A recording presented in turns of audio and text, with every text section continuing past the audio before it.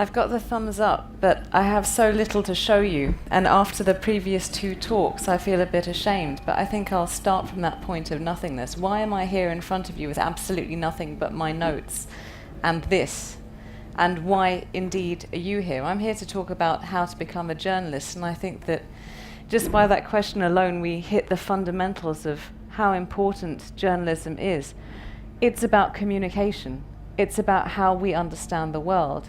If I were to pause now, and I promise I won't do this to you, but if I were to say to you, what is the one story you could tell, all other things being equal, if you weren't afraid, if you weren't full of excuses, if you didn't have a day job, is there one story you could tell? I bet that each and every single one of you would know exactly what that was. It might be something you witnessed. It might be a fabulous adventure that you've been cooking up privately without telling people. It could be a family story. It could be something that's been on your mind, a kind of burning passion that if you don't tell someone, you would regret it. And that to me is the mark of what is a story that should be told, that if you didn't tell it by the end of your life, you would regret it. And that is what pushed me into journalism. It was a desire to communicate and to analyze the world. And I believe that anyone can be a journalist, and that indeed we all are, in the sense that we are continually interpreting and reinterpreting the world. 90%, I'd say, of what we think about the world actually comes from the media around us. And my question is, well, do you want to passively receive that? Or do you want to be part of it? Do you want to be an active voice, an agent, someone who participates in dialogue? The fact that you're here, the fact that you're sitting here, you haven't left, you haven't walked out when I started talking, says to me that you are active and not passive, and that I can tell by the thoughtful faces when I ask the question of what story you would tell, that you know indeed what that is. It seems to me that what stops us from telling these stories, and I use stories in the broadest possible sense, is fear and the things that we say to ourselves about all the disincentives. If I tell the truth about this, the powerful people or institutions will crush me, there'll be a backlash. If I tell the truth about this, nobody will believe me. If I tell the truth about it, I won't quite get to what I'm trying to reach. I'll sort of fluff it up in the telling, and then people will think I'm stupid, or they'll laugh at me when I tell the truth. And I would say that when you are writing about something, or indeed talking about something you really care about, you don't muck it up. And that when we tell the truth, even though people may not believe us in the first instance, the truth has the ring of truth about it. And that you have to trust yourself as a communicator, and you have to trust others as readers and listeners. Why am I so passionate about journalism? There are lots of jobs in the world. Being a journalist is not the same as being a humanitarian aid worker, and many people would argue that being an aid worker or a relief worker is much more important. And I agree. I believe that everything in the world is as important as everyone else, as everything else. But I also believe that words can change the world. Narratives, stories, telling the truth, whatever you want to call it. And again, I don't discriminate between terms.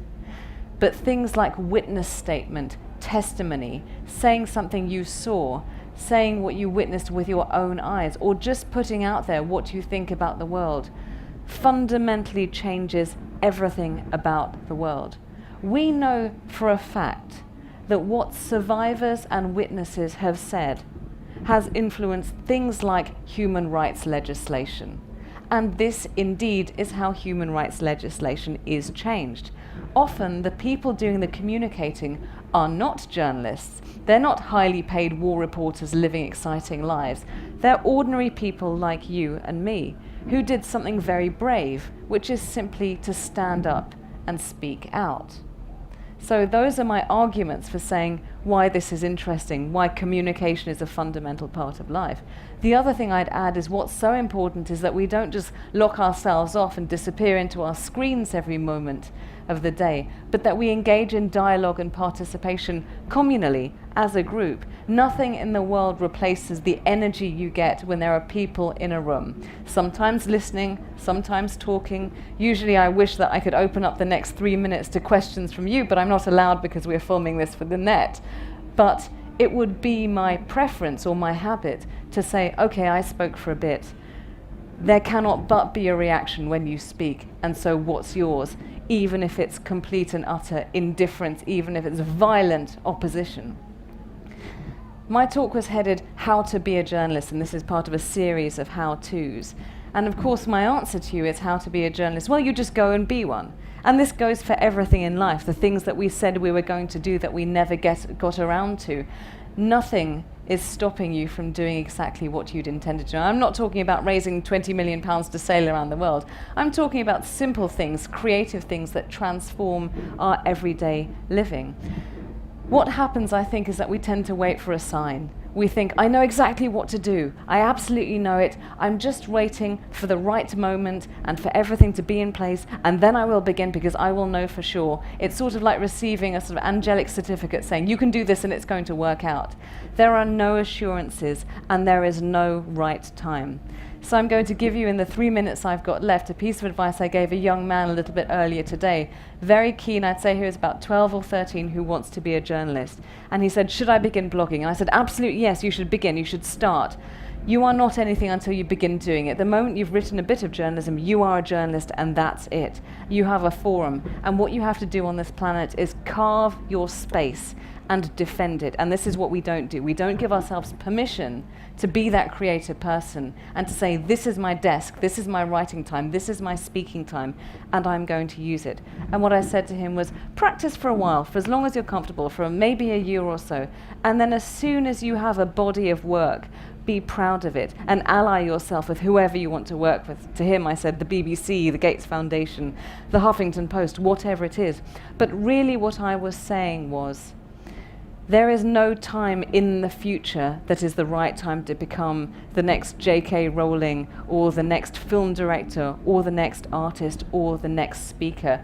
You know in your heart what you're here on this planet for, and it probably isn't an enormous sense of destiny, but it's the thing I spoke about right at the beginning, the story you know you want to tell. That might be an enormous family saga, that might be something you're passionate about. There are people who are passionate about art, about literature, about books, about politics, and they are waiting. The ideas are right there, but they are not giving themselves the permission to start writing.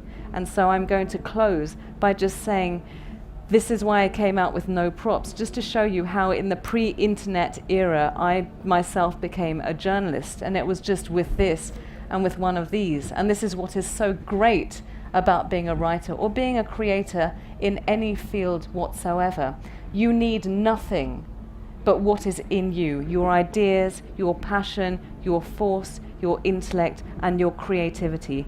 And you have to trust that, and trust, just as I did when I walked out of that backstage area, that there will be an audience and that they're not going to run screaming from the room when you open your mouth and talk about what's been on your mind. So I'll close there, and I just hope it inspires you to go on and do whatever it is that you want to do. Thank you very much. You've been fantastic, lovely audience. Thank you.